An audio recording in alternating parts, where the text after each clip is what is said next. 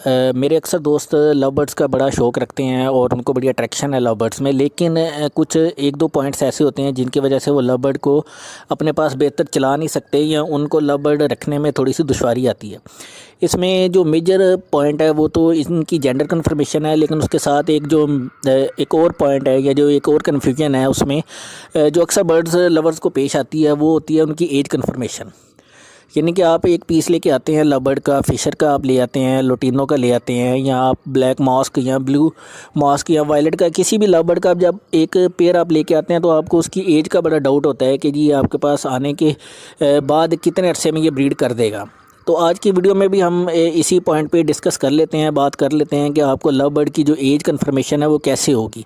यानी आप कौन सी बातें हैं या कौन से पॉइंट्स देखेंगे और आपको आइडिया हो जाएगा कि ये जो आपके पास लव बर्ड है इसकी एज अडल्ट में है या ये पट्ठा है अभी, या ये एक दफ़ा ब्रीड कर चुका है या ये ब्रीड करने की उम्र को पहुँच चुका है।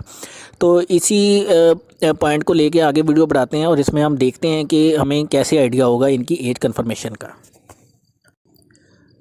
जी दोस्तों, इसमें सबसे पहले तो हम बात कर लेते हैं जो कॉमन लव बर्ड है, जो बेसिक मोटेशन है फ़िशर का हमें कैसे आइडिया होगा कि जो पीस हम लेके आ रहे हैं या जो पेयर आप या बर्ड लेके आ रहे हैं इसकी एज क्या है, ये अडल्ट एज में है या ये ब्रीडिंग कर चुका है या इसने अभी ब्रीड करनी है।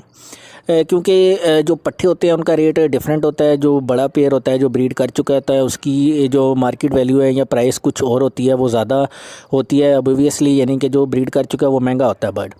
तो अक्सर दोस्त लव बर्ड ले आते हैं और वो जब लेके आते हैं तो वो उसको ब्रीडर समझ के लेके आते हैं या उसको मैच्योर बर्ड समझ के लेके आते हैं, लेकिन वो